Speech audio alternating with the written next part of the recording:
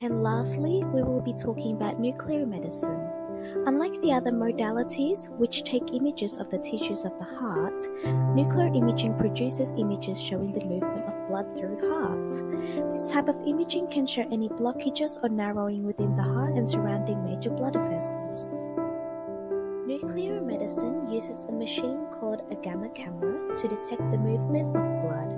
For the gamma camera to detect the blood flow, the patient is injected with the radiotracer, which is picked up as it travels through the heart.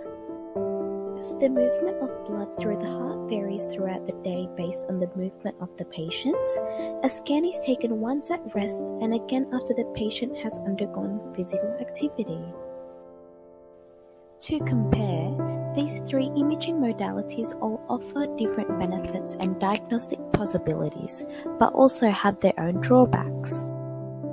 In terms of radiation exposure, MRI is the safest as it does not use ionizing radiation. However, it does pose a risk to patients with metallic implants such as pacemakers.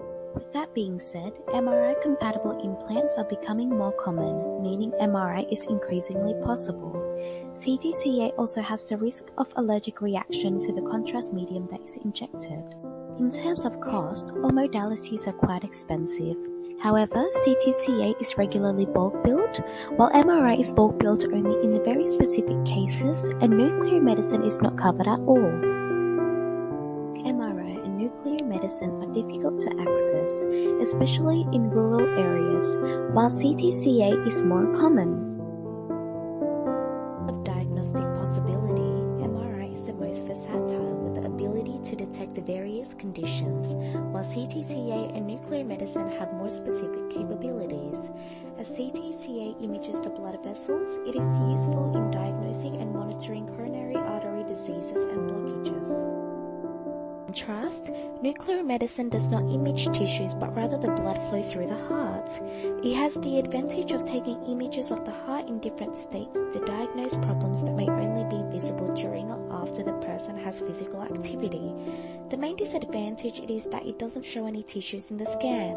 Quality is found in nuclear medicine.